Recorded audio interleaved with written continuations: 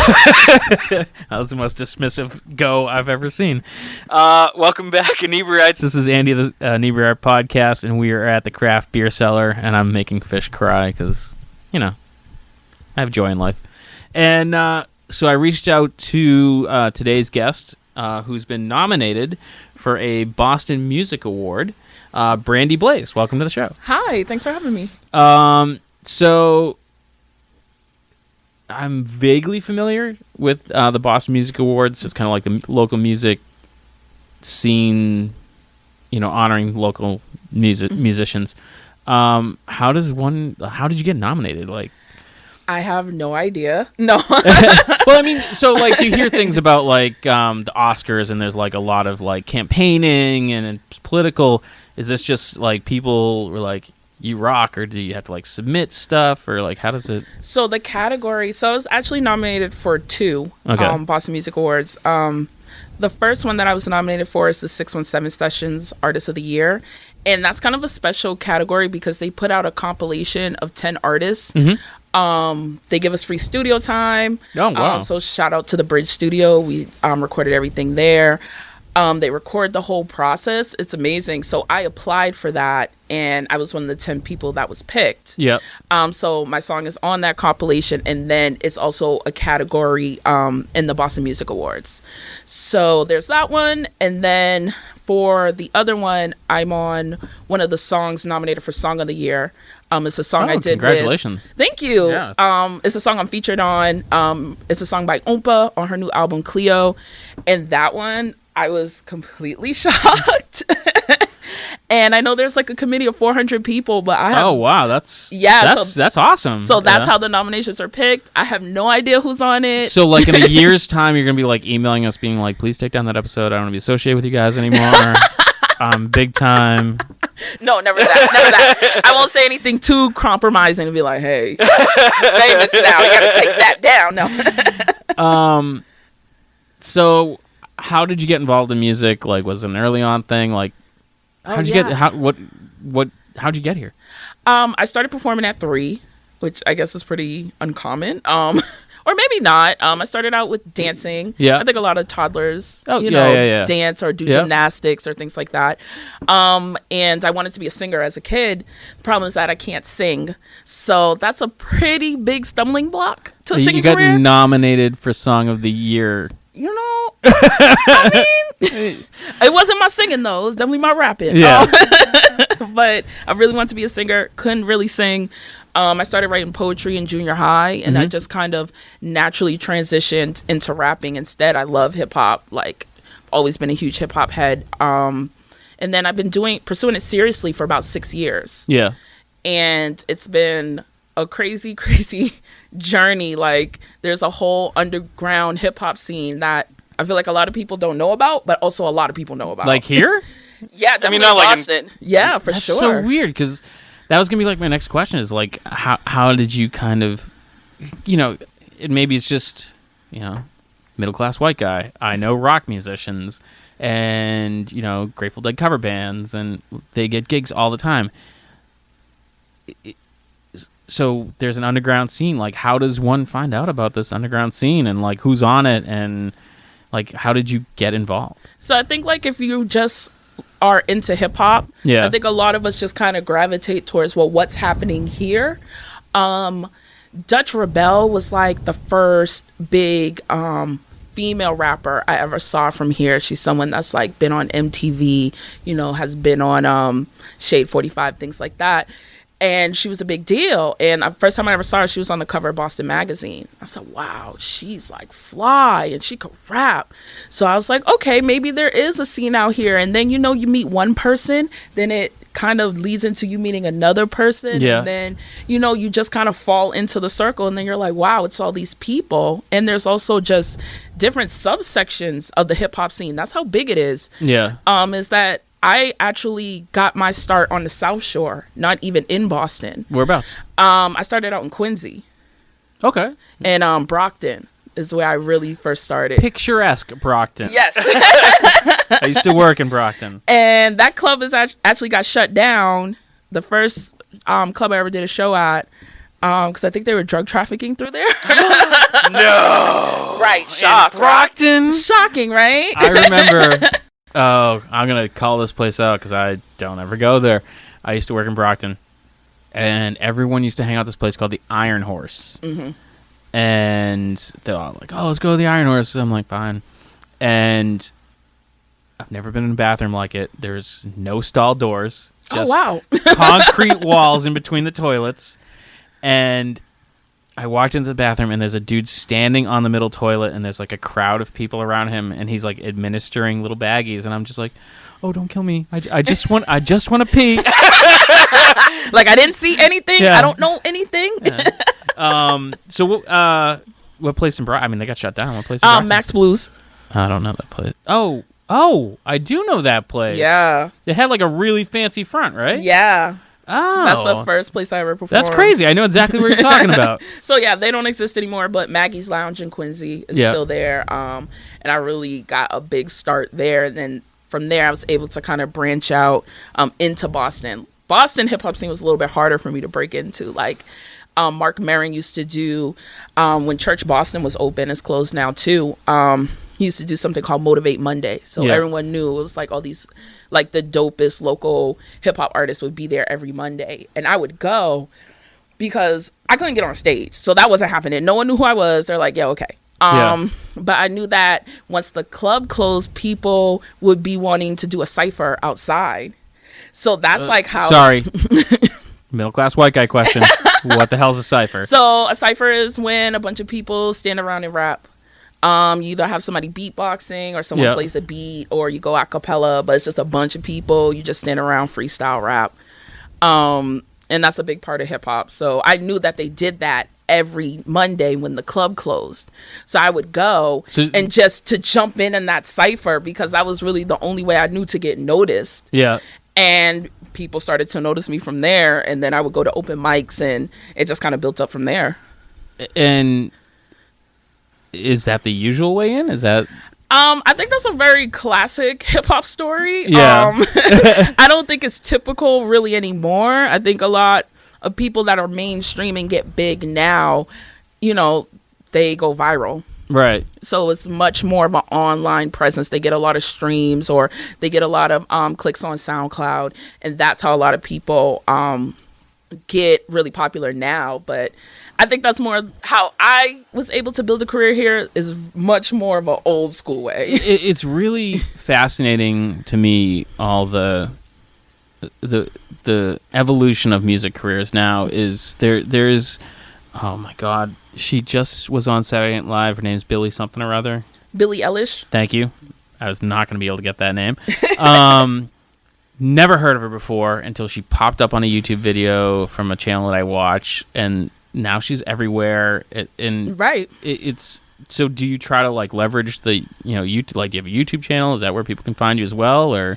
I have all of those things, but the way that I've been able to build a following and to be able to book shows has always been my live act. Like, that's my strongest suit.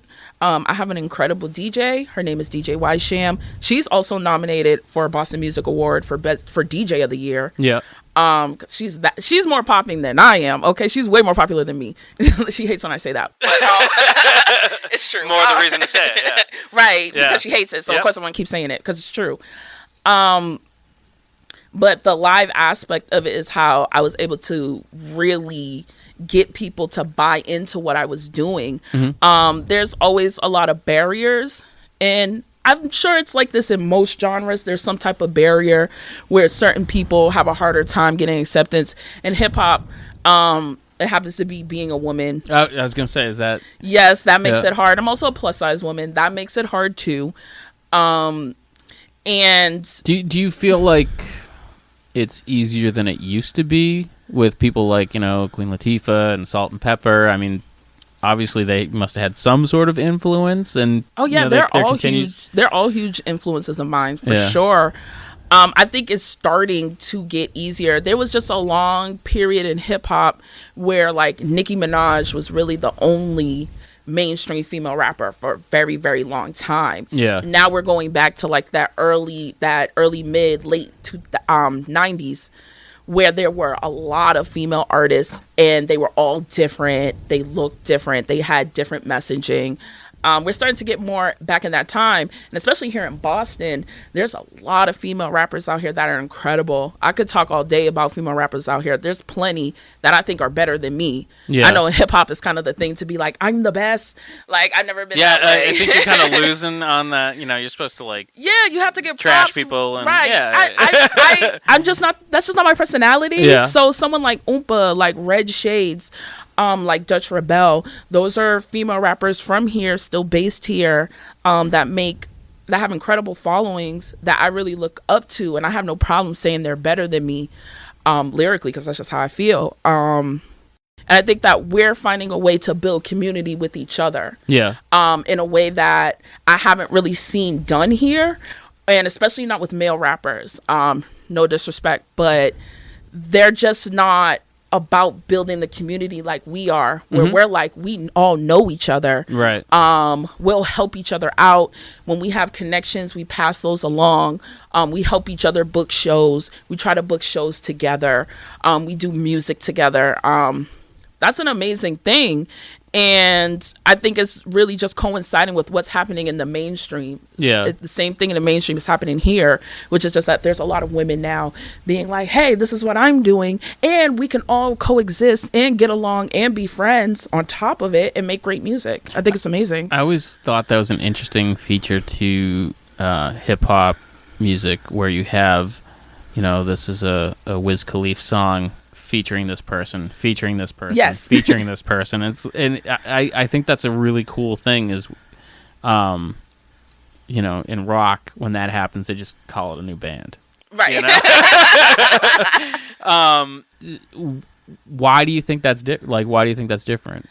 I think it just comes from the way that hip hop was starting, you know, in New York and the Bronx, in parks, in parties, you know, with people collaborating together. I think because it's been that way since the beginning, it's natural for that just to continue. It's like one of the cornerstones of hip hop is like the collaboration. Right. Like, I can battle you, or I could work with you and we can make something even better. Like, I think that's dope. So a lot of us are really trying to go back to that atmosphere of like, let's work together. There's a lot of resources out here. There's surprisingly more venues that are willing to book us now than ever before. That was always a struggle with hip hop in Boston, was venues. That's starting to get better. So then it's kind of like, well, one of us is getting through the door, hold that door open behind you and bring everyone else behind you in the door with you. So that's kind of what's happening right now. And hopefully that transcends to everyone. We could do that. But now, if it's just the women, it's just the women. Oh, well. Yeah. But it's one of those things is like, you know, you see it all the time with, you know, the British invasion, grunge music coming out of Seattle. Like, when one band hits, everyone kind of automatically looks, or one act, I should say, hits, everyone kind of looks to that area and be like, ooh, is there something new going on there? Yeah. So it almost makes sense that, you know, you kind of build that community. Because, like, hey, even if it's not me, it might be you. It might be you, and maybe I'll work with you, and you can bring me along with you. I wish more people understood that, and that's how I look at it as well. I'm like, if my friend wins, how's that not a win for me? Right. Because one, that's my friend, and she's talented, and she deserves it, but also that helps me. Right. Because she'll bring me through the door behind her. Like, so why would I cheer for everybody? They're going to need an opening act. And I'll be like, here I am, free and available, right? Yeah. Like, and I'll be like, you remember the Inebri-art podcast? And you'd be like, no. I'm like, damn it. Nah, y'all going to have to come out on the road. We could go on the road. Fish, you want to go on the road? We could borrow Haley's van. I might need a ride too, but you know, at least on the first one, you know, the first tour is the worst. Oh yeah. We've actually been really lucky and got to interview some bands that are touring, and they're, you know, it's not Aerosmith. I don't know why they're the first band I thought of. But, you know, the bands that are touring in a van, and, you know, that's always a fun conversation to be like, so what's the van like? And they're like, ugh. I mean, I feel like that might be a step up for me, because when I go out on the road, I'm going to be touring in a Malibu. So at least I got a little bit more room to stretch out. Yeah.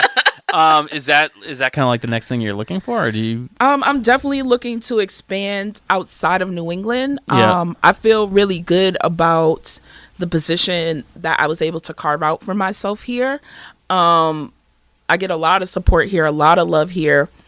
And I think it's just time for me to start branching out beyond New England. I think I'm ready for it, and it's time to go. I ain't getting any younger. You know what I'm saying? So while I still got halfway decent knees, I need to like take advantage of it and do everything I can do. I want to be based in Boston though. I actually live right outside of Boston now. I live in Newton. But my dream has always been not to have to move to like Atlanta, New York, or LA to do hip hop, to be able to live here in Mass. I suppose Atlanta's. I'm like, is Atlanta big? And I'm Atlanta's huge. So that's my dream, is really to be able to still live in Massachusetts, but still be able to make a living and go out on the road and do my music, but still live here. That's always been a big thing for me. And so there's venues in towards Boston. Yes. Not obviously, you said not a ton. And I'm sure it's probably because I'm not looking, you know? Are there venues more in the sticks, like down here on the South Shore, up on the North Shore, out west? Or is it? They're everywhere. They're literally everywhere. Every region in Massachusetts, you can find a hip-hop show. It's just kind of, do you know where to look? No. So that makes it hard. Like places like Maggie's and Quincy. There's Worcester is really big. Joyner Lucas. Worcester's got a really cool vibe going on in general. So Worcester has a really big scene, especially thanks to Joyner Lucas. In Boston, there's quite a few. In Revere, there's quite a few. I've been like all over Mass. I've been out to Salem several times. I've been to New Hampshire. There's a lot of places. It just happens to be more of the smaller places for outside of Boston. But now in Boston, a lot of the bigger venues, like you have Oberon and the Sinclair, and Brighton Music Hall and places like that are becoming more welcoming of hip hop and really booking us and giving those spaces. My friend Oompa sold out the Sinclair in Harvard Square. That's a big deal for a local artist, period, but especially for a hip hop artist, where that's a huge space with several, like hundreds capacity. Yeah. And that's one of those money talks. Like, they'll be like, I don't know that you sell it. And you're like, okay, you're welcome back anytime. Exactly. But it goes back to, like, the win for her is a win for us because that helps all of us, because now it's on the table. Like, an artist from Roxbury can sell out this venue that you use, for touring acts and things like that. Like, someone from here that does rap can sell that out. That's huge for all of us. It gives all of us a bargaining chip to show, hey, at the end of the day, people might not want to deal with hip hop, but people want to deal with money. Right. So if I could sell out your venue, you're going to deal with me, whether you like me or not. Do you think there's a definite stigmatism towards hip hop? Because I feel like there's venues that might just be like, I don't want the treble. Do you feel like that's absolutely. That's a huge problem.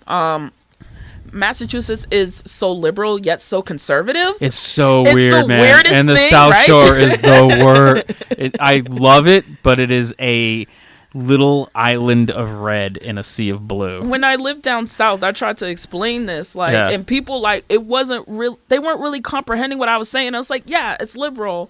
It's great. Like, we're the first in the country to legalize gay marriage, and we have all, we're the model for Obamacare and all these great, amazing liberal things, right? But then it's super conservative to like where you couldn't get a tattoo in Massachusetts till like what, 2000? Something like that, yeah. Because I remember my mom taking me with her to New Hampshire to go get a tattoo. Yeah. So you couldn't, we're just like super conservative as well. So that doesn't really help.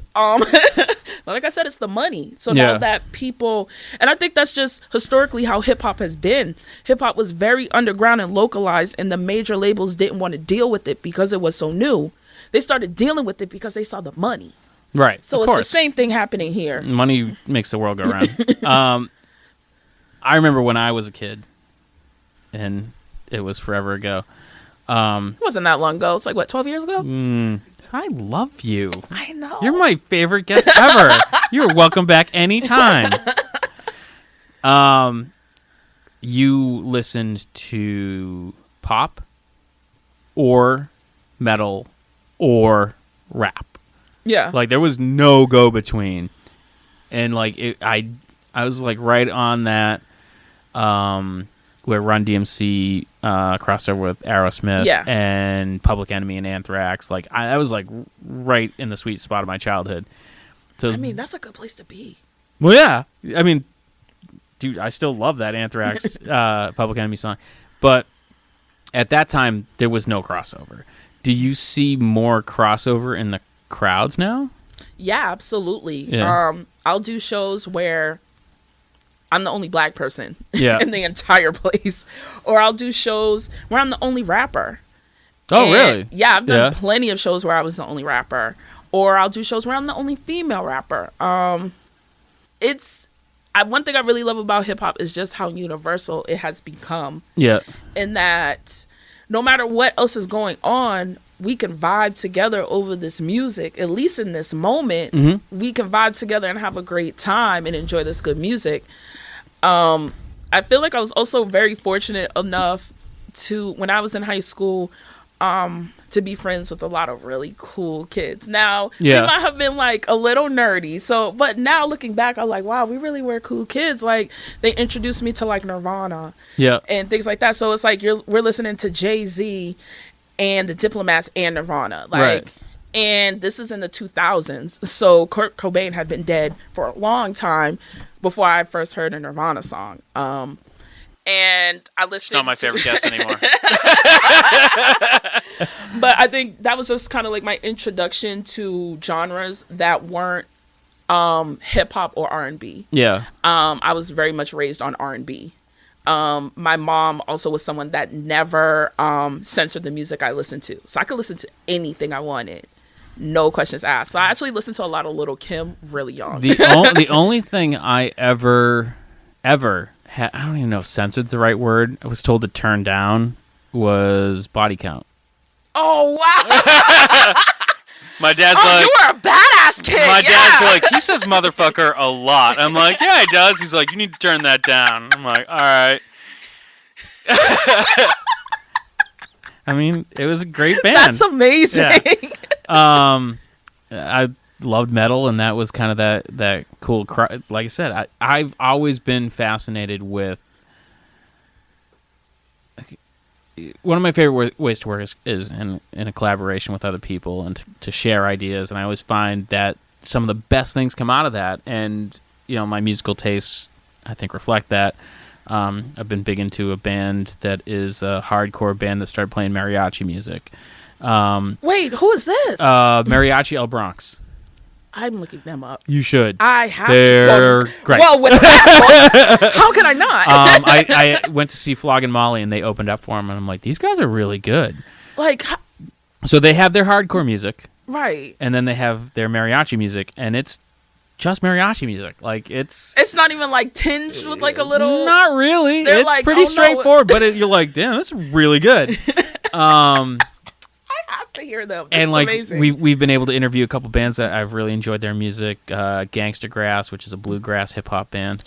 Wait, I'm learning so much. This is one of those. I have to look them up too. Yes, they're great. And then like their same PR person reached out to us because they had another hip hop brass band called the Lowdown Brass Band out of Chicago, and it's a New Orleans kind of jazz band with an MC. Amazing. Yeah, and it's like that's the stuff I love. I'll send you some links. Please. But to me, I love that kind of music. Is that anything like? Have you ever aspired to that? Like, do you want to work with like a death metal band, or like, is that something on your list? Or? I'm really open. Is to, it like, now? I mean, it's gonna take me some time.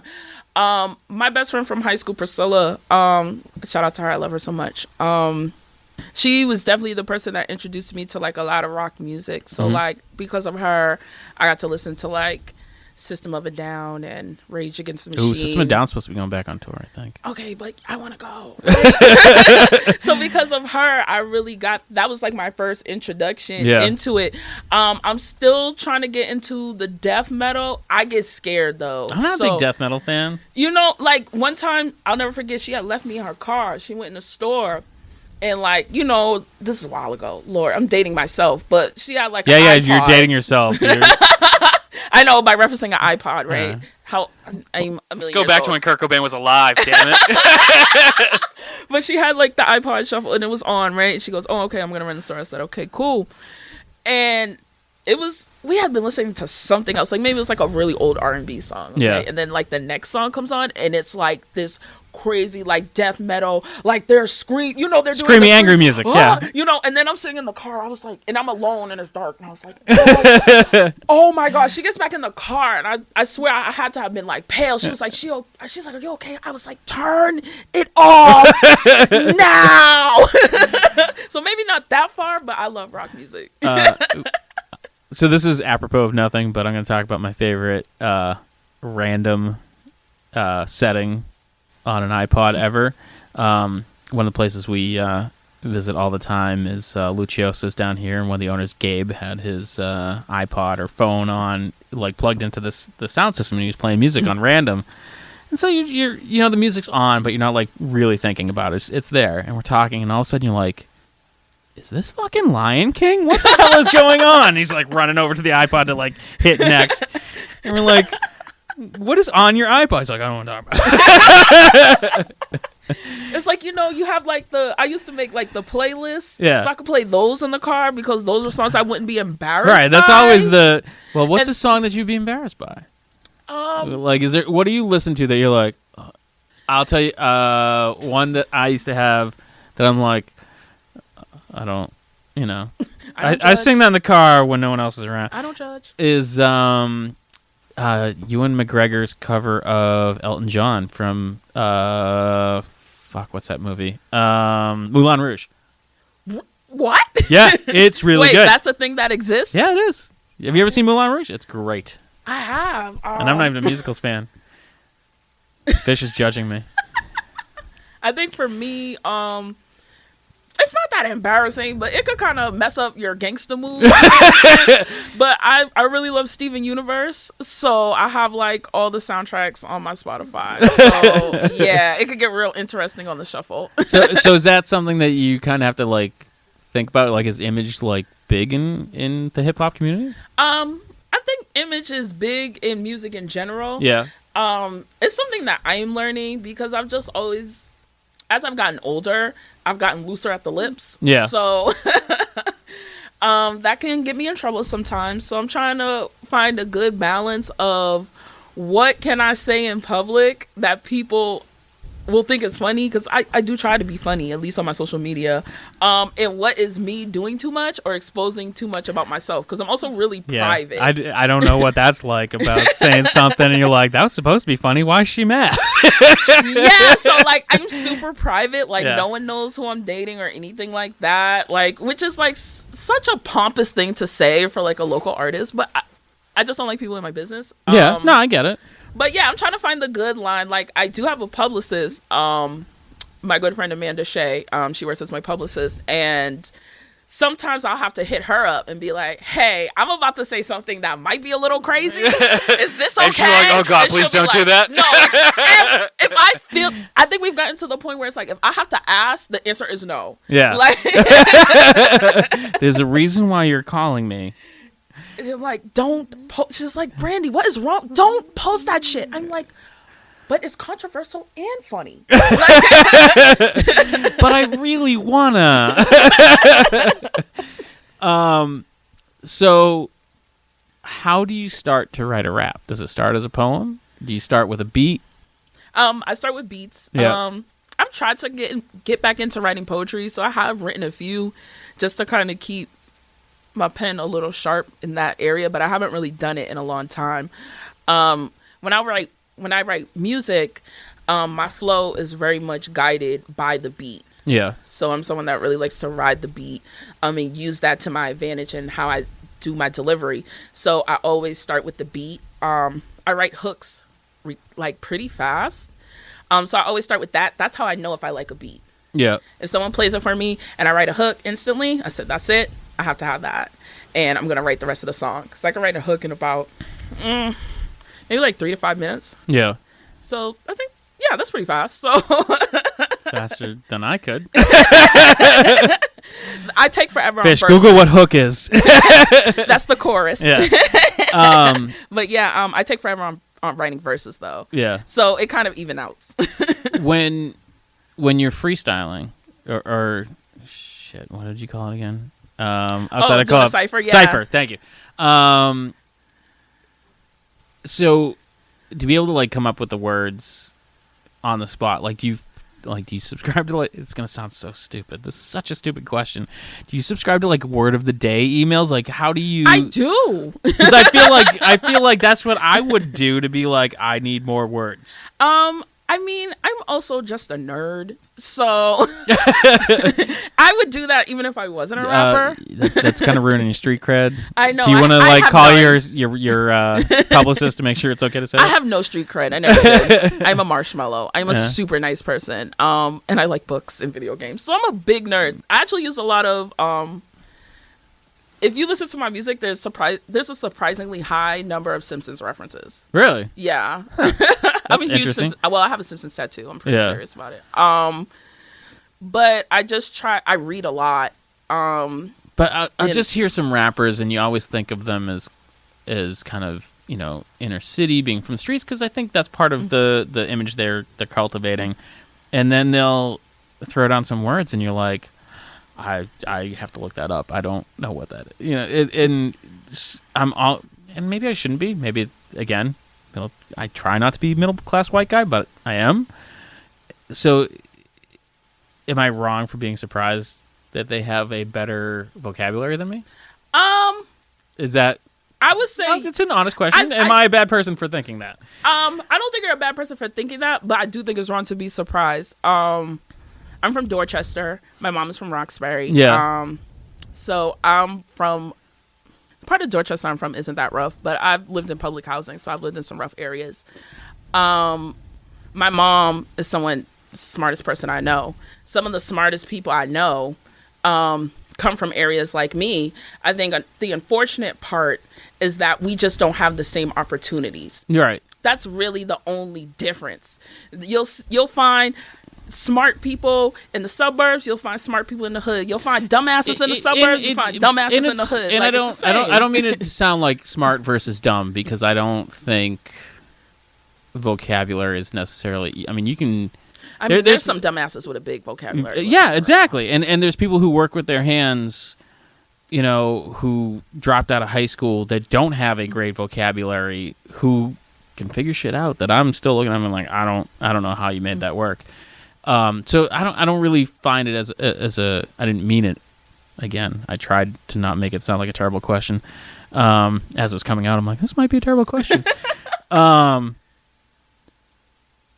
But it's to be able to come up with these words like so quickly, and it's more. I meant it more as, do you look to learn more words to kind of add to your arsenal? I'm sure that's not absolutely. how that question came out, but that's how I kind of intended it. No, absolutely. Like I said, I'm a nerd, so it's something that I would just naturally want to do anyway. Yeah. I do get the word of the day emails because I just like those type of things. I use a thesaurus when I write. Yeah. Because that is surprisingly helpful. Yeah, you would think so, because if you want to say something but you need it to rhyme in a fashion. Right, then it's like, how do I say this a different way? And I think, like, there was, I can't remember where I seen it, but there was, like, this study done, and it was, like, hip-hop actually, out of all genres of music, has the biggest vocabulary. That's what I was trying to say. And it's just because in a way that I don't have the vocabulary to say. But it's just because when you think about it, one, depending on how you rap, you might need a lot more words. Yeah. Well, you definitely need a lot more words as someone that sings and can stretch things out. Mm-hmm. You really only have your voice. And yeah, you can play with your delivery and pauses and stops, but generally there's just going to be more words. Right. Period. In a 16 bar verse than a verse on a regular song with a singer. There's gonna be more words because you're speaking. And you need those kind of... And it has to rhyme. And it has to rhyme, but you also want those kind of references so you can get across your meaning, maybe like referencing something political or something like Simpsons. Absolutely. So you can express an idea very quickly. I think the way that people do like similes and metaphors is very much like your signature. Like the type of references you come up with, the type of, like I said, metaphors and similes and things like that, is very much like personality driven, and it's so different from every single MC, because I'm someone that, you know, I might have more pop culture references, and like cartoon references and things like that, because that's just like what I'm into. Someone else might have more, you know, like philosophical references, and you're like, wait a minute, pause the record, I need to Google what that means really quick, because what is that, you know? It's just a really personal thing. I think I just tend to be a goofy person, and I like to make people laugh, so I sometimes say crazy things that I know that people laugh at. If your publicist says it's okay. Yes. So what's the dream gig? Like, is there one thing where you're like, I'd love to open for this person or play this place or, you know, be on MTV? Like, what's the dream? My dream always kind of varies. My biggest dream is just to be able to make a living doing music. Mm-hmm. And I'm able to have a good life for myself and my family. That's the biggest dream. If I dream like as big as possible, I would say I definitely want to do the House of Blues here. Okay. It's one of my favorite venues. It's huge. That used to be the Avalon, right? I think so. Yeah, back in the days by Fenway, right? I don't like the way you said back in the days. I mean... You mean like not that long ago? Right, like 2 weeks ago. I look young. I'm older than I look. You used to be on my list of favorite podcast guests. I'm going to get back on there by the end of the episode. All right. Okay? We'll wrap it up. But, well, actually, people, if I make top 3 in the 617 Sessions Artist of the Year category, I get to perform at the House of Blues in December, because that's where the Boston Music Awards is. Nice. And that's what they announce them in December. Yes. So it's at the ceremony. I'll get to perform there. So I'm like, please vote for me. Hi. Even if you don't know me, just vote for me. Because I'm nice. Right? And then I would say probably TD Garden or like Comcast Center, which used to be... it's like Great Woods? Yes. She didn't know. It was something... She didn't know. It was something... Like Tweeter Center. Yeah. Yep. No. Was it Tweeter Center? Yeah, Tweeter Center. So I didn't even know it was changed after that. Those are like my big goals, because I remember I love Boston. I love being from here. I remember the Comcast/Tweeter Center when there was a lawn in the lawn seats. Is there not a lawn anymore? No, it's all gravel. Really? It hasn't been a long time. I haven't been there in years. During Lollapalooza, they tore it up and burnt it. And then they're like, that's not okay for you to burn the lawn. Well, yeah, I can agree with that. Yeah, I suppose, but, it was a rowdy crowd. What do you want? You invite that type of crowd in, you should expect your grass on fire. Right, yeah. I mean... It's an all-day concert, and you had Ministry playing. It's like, that's going to happen. What has been, like, your most fun kind of, like, is this real life moment? I think definitely... I love those. I definitely got asked to sign someone's boobs. Really? Yeah. It was great. Bitch, that's never happened to us. If it hasn't, I highly recommend. 10 out of 10 would recommend. It was great. Yeah. I had... Yeah, but I can't offer. I can't be like, hey, do you want me to sign your boobs? No, like, you Who can't. Are you? Because that makes you a creep, right? You have to just like wait for the opportunity to arise. Don't offer. No, wait. don't. All right. Because I feel like that's how you end up on like sex offender lists. Be like, yeah, probably. You don't want that, no. Or at least beat up. But definitely, that was I had opened for Still Gold. They're an amazing band. They fuse like rock and hip hop. Yeah, and they're based out of Boston. They're amazing, incredible. One of my favorite live acts. One of my favorite bands. Period. I got the opportunity to open for them. They had sold out the Oberon, which is also in Harvard Square. So that was a big deal. And just because I just idolized them so much, like opening for them was like a big deal for me. So that was already like, I'm already on like level 10 because I'm just so happy just to open for them. Yeah. And especially in front of that big of a crowd. And then afterwards, after they finished, I'm out on the floor, I'm trying to have a few drinks. This girl I know, she had told me that she had wanted me to sign her boobs before, but I didn't believe her.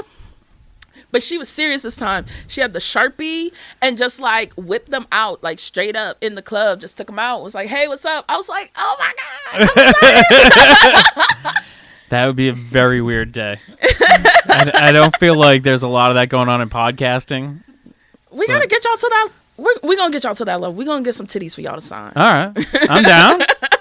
I'm down for that. This is, I send out tons of emails asking people, like, hey, can we get you on the podcast? And when you get to those people that you don't know at all, and it's a complete cold call, for lack of a better word, you just never know how it's going to go. This was awesome. Oh, thank you. I'm so this glad was you guys so much invited fun. me. Yeah. I put my foot in my mouth and you didn't hit me. Great. I'm a super nice person. Yeah. I tell everyone that I'm so nice. When I'm on stage, though, it's different. That's Brandie Blaze, and she's very aggressive. Like my thing is, when I'm on stage, I go for, I want you to be turned on and scared. See, that's what I'm going for. So if you're both, that's a great. I did my job. Yeah. So you're gonna send us some music to attach to this. Absolutely. Because I want people to hear this interview and then hear your music and be like, that's not the same person. No, that's exactly what's going to happen. They're going to be like, that's definitely not her. What is that? But where can people go online to check out your music? Is there YouTube, SoundCloud, Bandcamp, or MySpace page? I tried to get into my old MySpace page, and then I couldn't get into my old AOL, so that dream died. But I'm on all the streaming services like Spotify, Apple, Tidal, Google, Amazon. I'm on SoundCloud. I'm on YouTube. All my social media is the same. It's just Brandie Blaze. I just spell it BRANDIE BLAZE. You can find me everywhere. Or just come to Boston. You'll see me around somewhere. Yeah. I think it's fascinating. Like I said,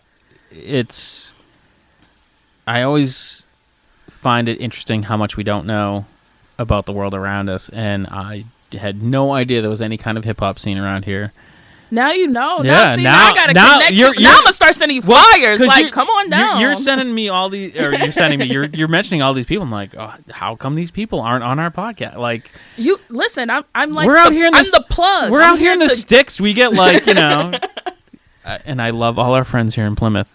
But, we get the cover bands and the rocks and the folk musicians, and like we want everybody. Not to toot my own horn, I do know quite many rappers, but I know a lot of fantastic ones, and I'm really proud. We should send them our way and be like, I definitely will. He's an idiot, but he's a nice guy. They treated me very well. I had a great time. Awesome. It was an absolute blast. I loved having you on the show, and I wish you the best of luck with the Boston Music Awards. And everything, but I mean that's really exciting. Please go vote for me. So is this voted by like the people? Yes. So where do they go to vote? You go to Boston. Listen, listener, I don't care where you are. We have listeners all over. Go to BostonMusicAwards.com and vote for Brandie Blaze. Yes, please. I'm begging you. You don't have to beg. Be like tough. No. I'll come to your house and mess you up. Yeah, you're gonna vote for me. See, there you go. All right. So go vote. Obviously, she's a very cool person and deserves it, and we wish her the best of luck. Thank you so much. Brandie Blaze.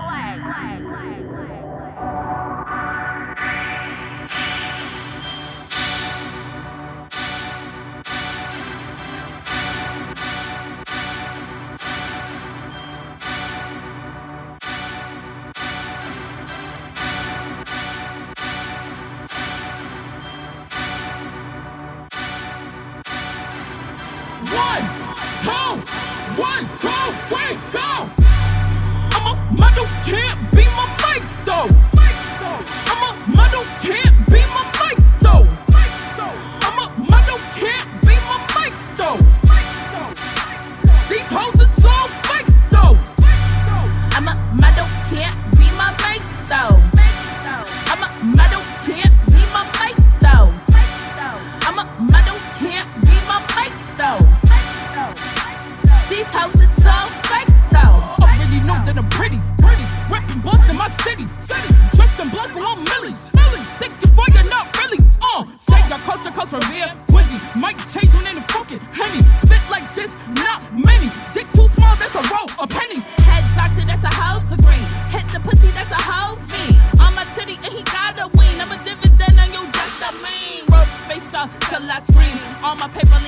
anything. Beating off to my live stream. At Brandie Blaze, follow me.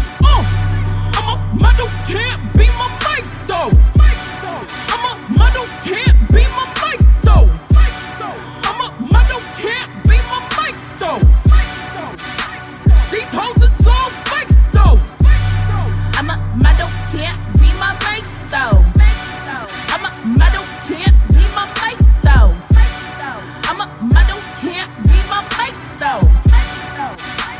These hoes are so fake though. That's Brandie with an I-E. I'm your example like I-E. This pussy close like filings. Some Carmen nigga can't fight me. Royalty is like Monaco. Real bougie ass Virgo. This pussy drip like Mako. My nigga name me Undertow. Yeah. Top one and you can't compare. I slime on them like Double Dare. I'm jazzing niggas like Bel Air. I'm your leader, I'm your mayor. These rappers learn from me, they care. This flow is ready, that's a nightmare. I'm a stallion and you just a mare. I'm a model, can't be my mic though.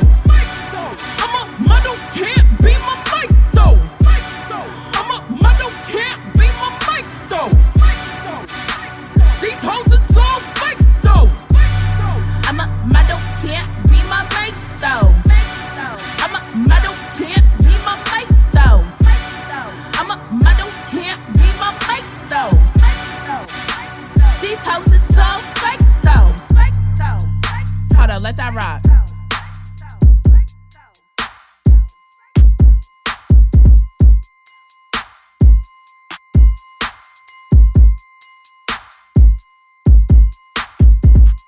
I'm a model, can't be my make though. Sitting with your nigga while I'm counting out these pesos. Got him on his knees, cause he do what I say so. I don't care if he dies when I'm on his face though. Face though, face though.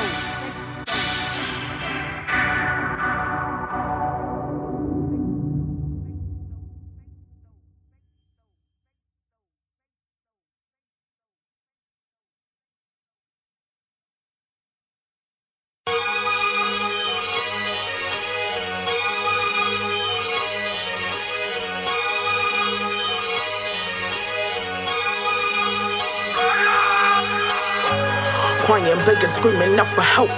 Want to murder me, only looking out for self. But my fire's so strong, they can't do nothing melt. Now I float up on top, what they got the water count? Whoa, sick of swell, nigga. Homie felt, no smoke from the drummer, but I still feel the wells. Used to cry, now I love the rain. Feeling all the pelts, had to tighten up my shit like some belts. Used to be a soft flow, bitch, like some felt. Held me down, didn't give a fuck how I felt. No, now I'm a habit. Niggas like a fucking yo.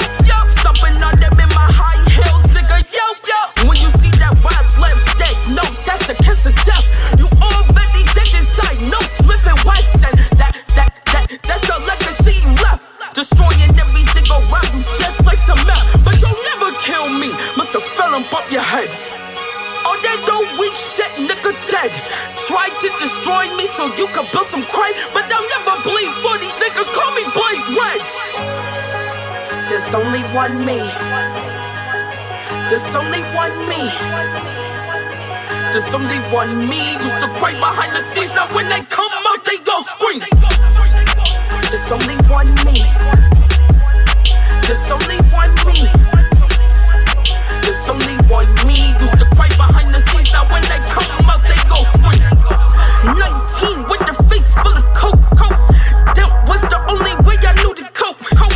Wanted to die, hanging from the rope. No more tears, nigga, no more fucking hope. No, I just switched my mental, like I had the stroke.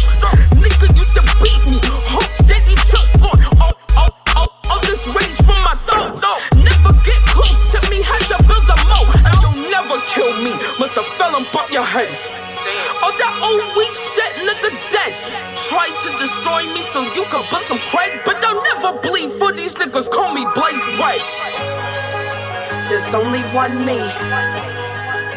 There's only one me. There's only one me. Used to cry behind the scenes, now when they come out, they go scream. There's only one me. There's only one me. There's only one me. Used to cry behind the scenes, now when they come out, they go scream.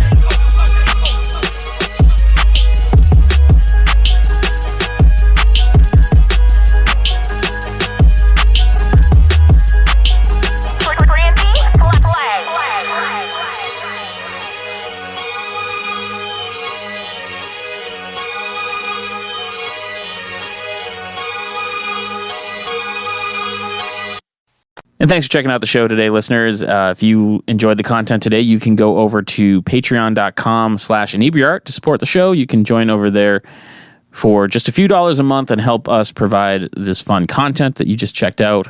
You can also email us at Inebri-art.com with your questions, complaints, and concerns, or you can find us on all social medias at Inebri-art or at Inebri-art6 on Instagram.